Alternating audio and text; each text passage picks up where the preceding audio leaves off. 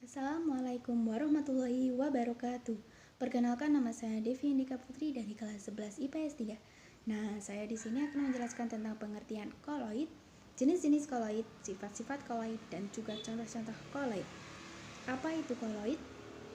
Koloid adalah campuran heterogen dari dua zat atau lebih, di mana partikel-partikel antara 1 hingga 1000 nanometer terdispersi merata dalam medium zat lain. Zat terdispersi sebagai partikel disebut dengan fase terdispersi, sedangkan zat yang digunakan untuk medium mendispersikan partikel disebut medium pendispersi. Nah, selanjutnya saya akan menjelaskan tentang jenis-jenis koloid. Jenis-jenis koloid dibagi menjadi 8.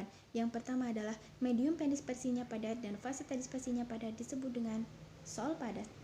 Yang kedua, medium pendispersinya padat dan fase terdispersinya cair disebut dengan emulsi padat. Yang ketiga, medium pendispersinya padat dan fase terdispersinya gas disebut dengan buih padat. Yang keempat, medium pendispersinya cair dan fase terdispersinya padat disebut dengan sol. Yang kelima, medium pendispersinya cair dan fase terdispersinya cair disebut dengan emulsi. Yang keenam, medium pendispersinya cair dan fase terdispersinya gas disebut dengan buih. Yang ketujuh, medium pendispersinya gas dan fase terdispersinya padat disebut dengan aerosol padat. Dan yang terakhir adalah medium pendispersinya gas dan fase terdispersinya cair disebut dengan aerosol cair. Nah, selanjutnya saya juga akan menjelaskan tentang sifat-sifat koloid. Sifat-sifat koloid dibagi menjadi 7. Yang pertama adalah efek Tyndall. Efek Tyndall adalah peristiwa penghamburan cahaya oleh partikel koloid. Efek ini dikemukakan oleh John Tyndall. Yang kedua adalah gerak Brough. Gerak Brough adalah gerak acak atau zigzag partikel koloid di dalam medium pendispersinya. Efek ini dikemukakan oleh Robert Brough. Yang ketiga adalah elektroforesa. Elektroforesa adalah pergerakan partikel koloid dalam pengaruh medan listrik. Yang keempat adalah adsorpsi. Adsorpsi adalah peristiwa penyerapan zat di dalam permukaan zat lain. Yang kelima adalah koagulasi atau penggumpalan, adalah proses pengendapan partikel-partikel koloid sehingga fase terdispersinya terpisah dari pendispersinya. Yang keenam adalah dialisis. Dialisis adalah proses penghilangan muatan koloid dengan cara memasukkan koloid ke dalam membrane semi-permeabel yang kemudian dialirkan ke dalam zat cair. Dan yang terakhir adalah koloid pelindung. Koloid pelindung adalah koloid yang digunakan untuk menstabilkan koloid yang lain. Nah, selanjutnya saya akan memberikan contoh-contoh dari koloid. Adalah santan.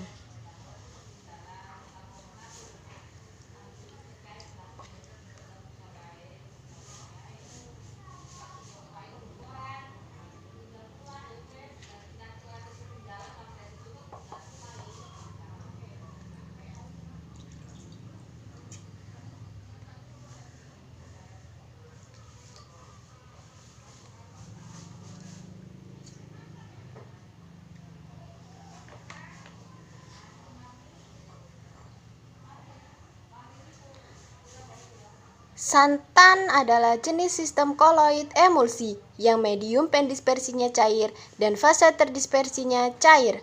Santan terdiri atas lemak yang tercampur air, lemak yang wujudnya zat cair, dan air wujudnya cair. Jadi, dari wujud awal dan akhir tetap cair. Kedua adalah kerupuk.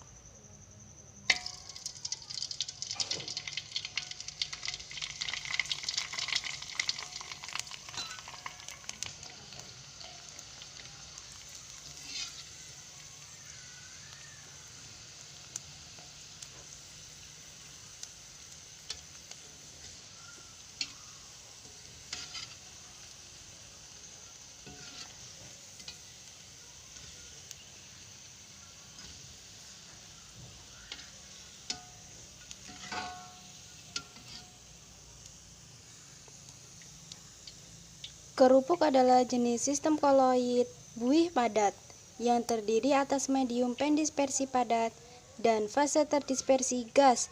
Jadi, ada udara yang terjebak di medium padat, sehingga zat yang wujudnya padat namun masanya ringan. Debu.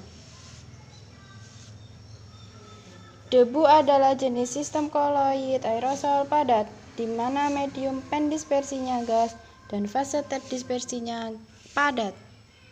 Untuk contoh yang keempat adalah minyak wangi semprot.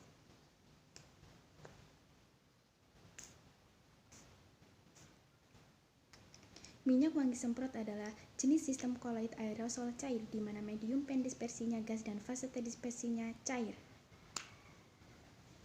Demikianlah penjelasan dari saya tentang pengertian koloid, jenis-jenis koloid, sifat-sifat koloid, dan contoh-contoh koloid. Terima kasih. Wassalamualaikum warahmatullahi wabarakatuh.